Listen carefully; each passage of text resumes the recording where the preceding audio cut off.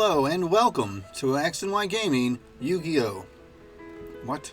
Anyways, so last time, or one of the last times I uploaded, I talked about this new RUSH Duel deck. They got a bunch of new RUSH Duel cards out, and RUSH Duels are now fun. It's not like that, like a Gaia deck. They got your Dark Magician deck.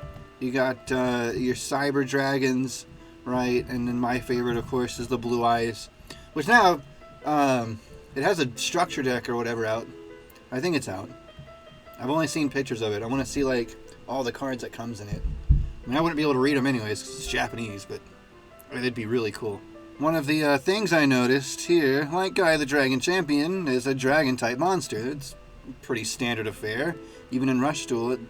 But here, the new Gaia the Dragon Champion creature monster card, thinking in magic terms here, it's a magical knight type.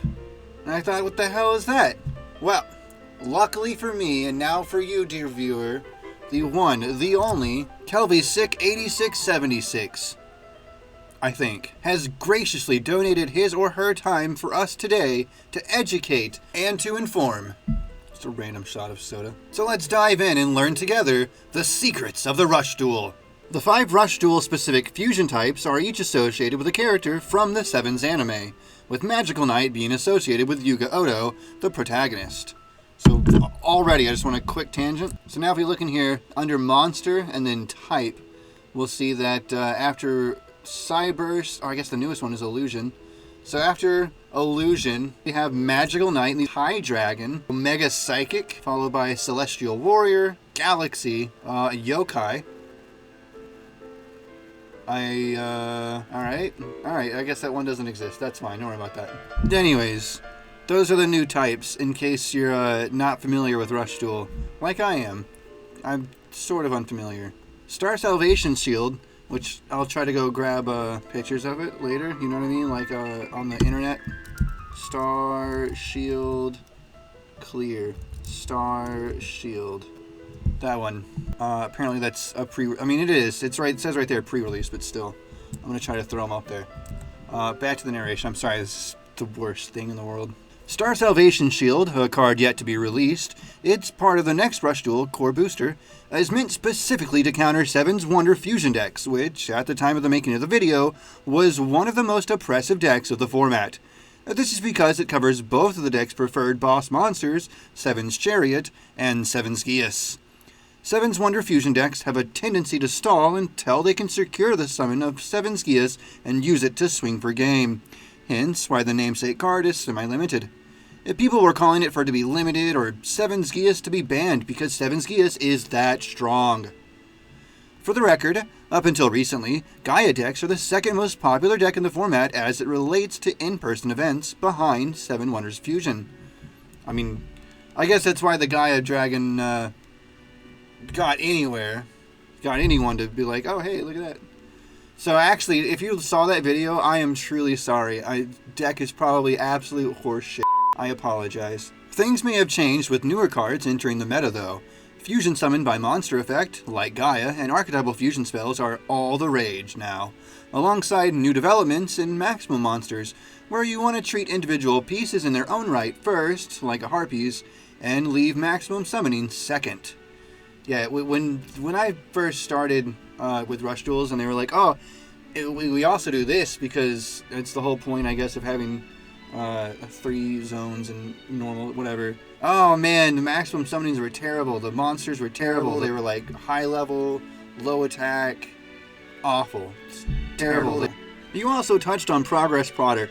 Spoiler alert, I don't understand anything that's about to come out of my mouth. I'm going to read exactly what he or she wrote. I don't understand this combo. The card is semi-limited for the reason that it is dangerous and degenerate at 3 copies. Some have likened it to as the Destiny Hero Malicious of RUSH Duel. This is due to what is known as the Potter Loop OTK. If you can find a way to dump most of your deck into the graveyard, including your Avarice and 1 copy of Potter, and you have a Potter on your field, you can use Potter to send oh, good lord. You can use Potter to send back a copy of Potter in your graveyard.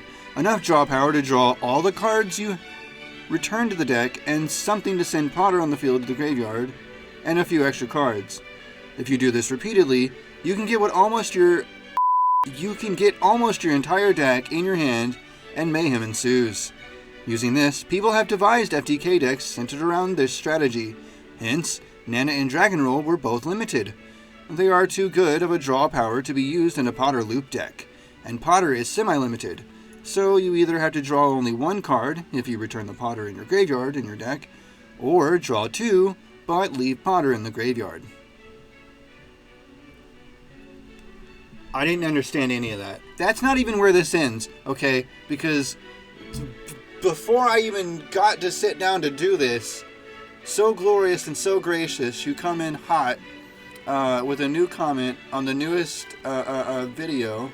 So about 46 minutes ago at the time of recording, for the record, it's 10 in the afternoon on the 26th of October. So when you compare the import card support of late, Dark Magician support seems to be getting the short end of the stick. I agree. Absolutely agree. Given that Blue Eyes has a structure deck, yeah, I want that. And Red Eyes plays well with the red boot side of the high-tech dragons. Ooh. Well, see, there you go. I learned something new. I should put... And it looks so Red Eyes-y. It's super Red Eyes-y. Including the cover card, Red Reboot Enhanced Boost Dragon. Good lord, what a name. Fortunately, a lot of cards meant to support Seven's Road Magician when you use it as part of a Dark Spellcaster deck. What?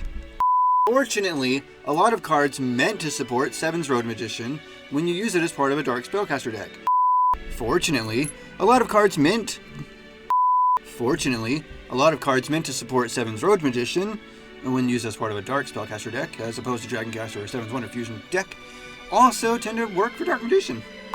Keep in mind that Rush Duel avoids referring to cards by their archetype, so Seven's Road cards. And this is because some archetypes don't have an archetypal naming convention.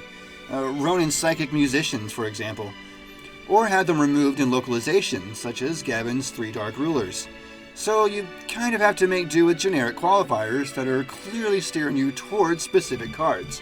For example, a Dark Spellcaster with original attack of 2500 or 2000 is a very roundabout way of saying Dark Magician or Dark Magician Girl.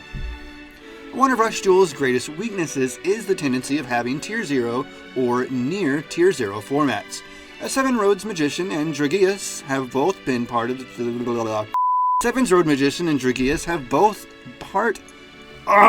Seven's Road Magician and Dragius have been part of 2 separate formats where they were part of a Tier 0 or near Tier 0 deck, a Dragoncaster and Seven Wonders Fusion. Another Tier 0 format was Gate Order, which revolved around Parallel Birthgate, and the once limited but now semi-limited Secret Order.